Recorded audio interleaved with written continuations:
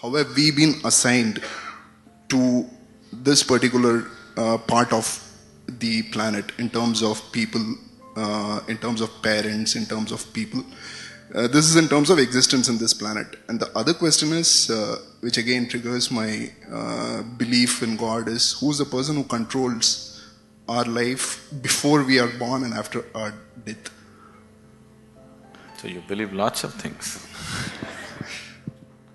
So you believe before you were born you were somewhere, after you're dead you're going to be somewhere else, everything you believe. Too many assumptions. When you have so many assumptions, no way to approach truth, isn't it so? If you want to approach truth, the first thing is, you don't assume anything. Is it so? If you're interested in truth, if you're searching for truth, that means you have not assumed anything, is it so? If you already made your assumption, you're just trying to find a confirmation for your assumption, that is not seeking truth. A true seeker of truth has no assumptions, he's just looking. Shall we just look or shall we try to confirm your assumptions?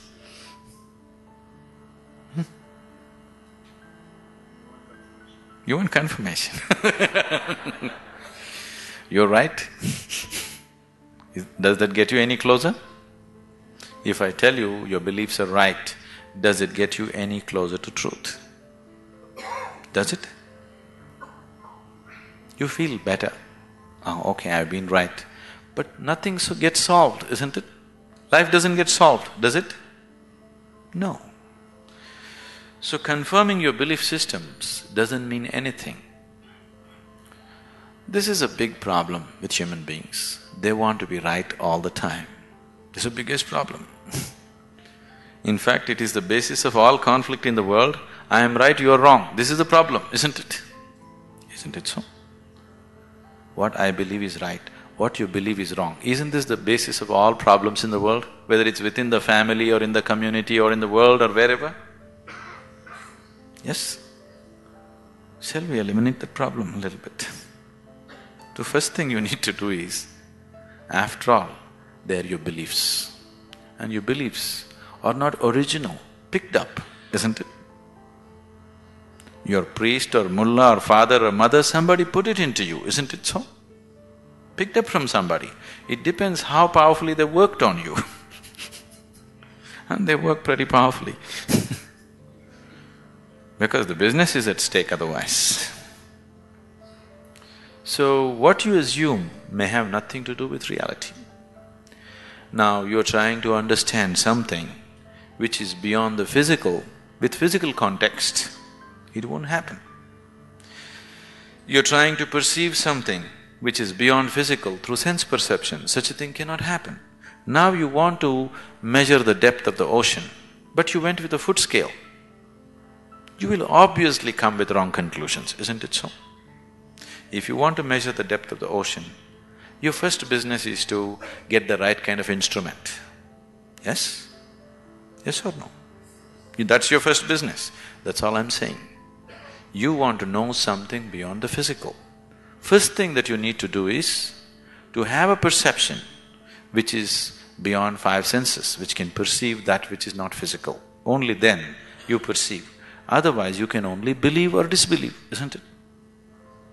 If I tell you, God is actually in my pocket, this many people can believe me?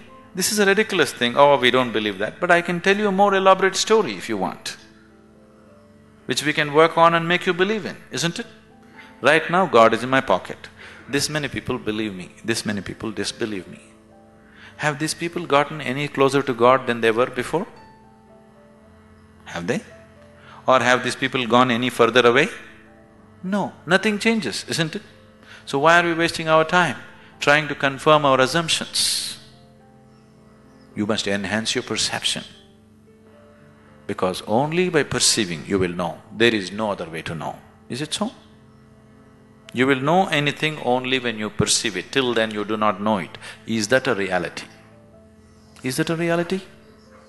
People who are not on talking terms with me, is that a reality? If you perceive, you know. If you do not perceive, you do not know. You're unwilling to admit I do not know, so you believe. isn't it? If you are just trying to pass the social test, belief is a good way to do it.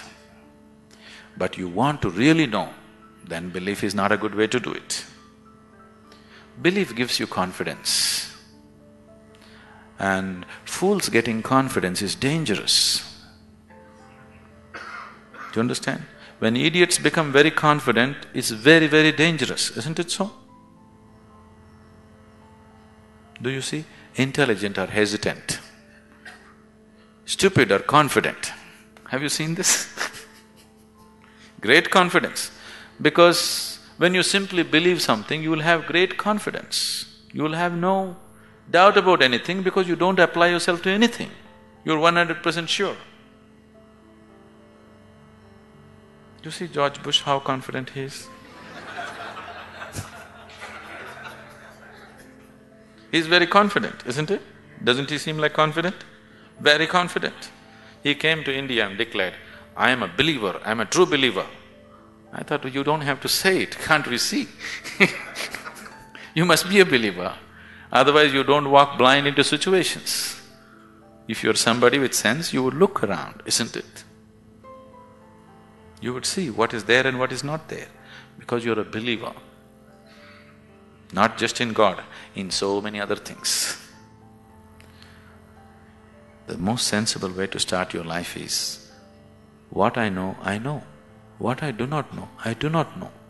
Once you come to this sincerely, you will see your knowing will constantly go on expanding on a daily basis. Otherwise, the moment you believe, you are stagnant.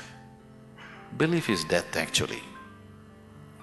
Marx said, is the opium. Religion is the opium, because it puts people to sleep. He's very right. It's put people to sleep, isn't it? Hasn't it?